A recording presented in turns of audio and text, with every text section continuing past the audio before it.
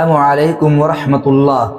دارالعلوم دیوبند کی مجلس شورا کا عظیم اجتماع اور مجلس شورا کی میٹنگ کی ایک یادگار تصویر دیکھ کر اور سن کر آپ کی طبیعت باغ باغ ہو جائے گی۔ محترم سامعین و ناظرین، پہلے آپ تھمبنیل کی تصویر کو دیکھیے۔ تھمبنیل پر اکابرین علماء کی مجلس مشاورت کی تصویر لگی ہے۔ مجلس شورا کی میٹنگ میں تشریف فرما حضرات اکابر علماء کرام و مشائخ اعظام علم و دانش، اخلاص و تقوی اور خیرخواہی کے جذبے سے سرشار یہ عظیم علماء کرام ام المدارس و ازہر ہند دارالعلوم دیوبند کی ترقی، تعلیمی معیار کی بہتری اور امت کی رہنمائی کے لیے مشاورت فرماتے ہوئے اللہ تعالیٰ ان اولیاء کرام مشائخ اعظام کو صحت و سلامتی اور لمبی عمر عطا فرمائے اور دارالعلوم دیوبند کی خدمات کو دوام بخشے اور تمام شرور و فتن سے محفوظ رکھے، آمین۔ سامعین و ناظرین، دارالعلوم دیوبند کی مجلس شورا کو ادارے میں ہیئت حاکمہ گورننگ باڈی کا درجہ حاصل ہے۔ یہ دارالعلوم دیوبند کا با اختیار اعلیٰ ترین ادارہ ہے جس کے پاس تمام تعلیمی، انتظامی اور مالی معاملات میں حتمی فیصلے کرنے کا مکمل اختیار ہوتا ہے۔ مجلس شورا کے بنیادی کردار اور حیثیت کی مختصر اور اہم تفصیلات اس طرح ہیں۔ نمبر 1، انتظامی و مالیاتی اختیارات۔ تمام آمد و صرف، بجٹ کی منظوری اور اوقاف و جائیداد کی نگرانی اسی مجلس کی ذمہ ہے۔ ملازمین اور عہدے داروں جیسے محتمین کا تقرر اور برطرفی کا فیصلہ بھی یہی کرتی ہے۔ نمبر 2، شورائی نظام۔ اس کا قیام بانیان دارالعلوم کے وضع کردہ آئین کی روشنی میں عمل میں آیا۔ یہ ادارہ وَأَمْرُهُمْ شُورَى بَيْنَهُمْ کے اسلامی اصول پر مبنی ہے، جہاں تمام فیصلے کثرت رائے سے طے پاتے ہیں۔ نمبر 3، جواب دہی۔ دارالعلوم کے تمام ذمہ داران بشمول محتمم شورا کے سامنے جواب دہ ہوتے ہیں۔ نمبر 4، اجلاس۔ سال بھر میں اس کے کم از کم 2 باقاعدہ اجلاس منعقد ہوتے ہیں، جبکہ ہنگامی مسائل کی صورت میں اضافی نشستیں بھی بلائی جا سکتی ہیں۔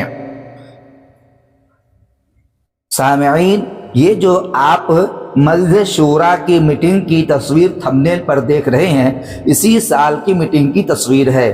عزیز دوستو، یوں کہا جاتا ہے کہ دارالعلوم دیوبند کی مجلس شورا امت کے مستقبل کے فکر و رہنمائی کا عظیم اجتماع ہے۔ الحمدللہ، دارالعلوم دیوبند کی مجلس شورا کی اس بابرکت نشست میں امت مسلمہ کی عظیم شخصیات، اکابر علماء کرام اور دینی قیادت ایک ہی جگہ جمع نظر آ رہی ہے۔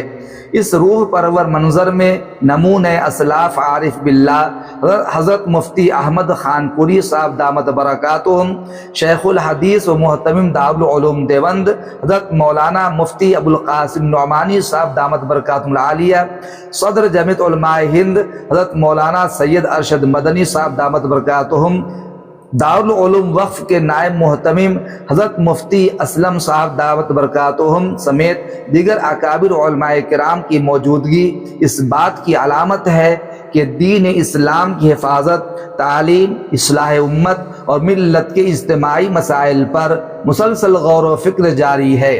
دارالعلوم دیوبند صرف ایک درسگاہ نہیں بلکہ علم، عمل، اخلاص، اعتدال اور خدمت دین کا وہ روشن مینار ہے جس نے 1 صدی سے زائد عرصے سے دنیا بھر میں قرآن و سنت کی روشنی پھیلائی ہے۔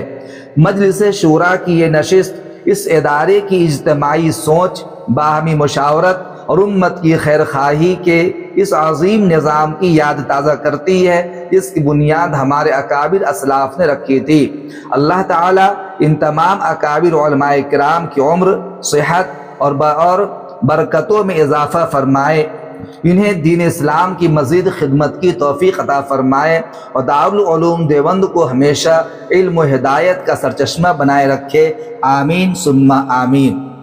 سامعین و ناظرین، دارالعلوم دیوبند بر صغیر پاک و ہند کا ایک عظیم اسلامی تعلیمی اور اصلاحی مرکز ہے جس نے سن 1866 عیسوی سے اب تک بے شمار جید علماء، مفکرین اور مجاہدین آزادی پیدا کیے۔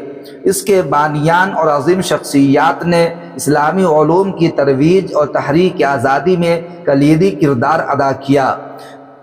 دیوبند کی چند نمایاں اور عظیم شخصیات میں مولانا محمد قاسم نانوتوی بانی دارالعلوم دیوبند کے نام شامل حال ہیں۔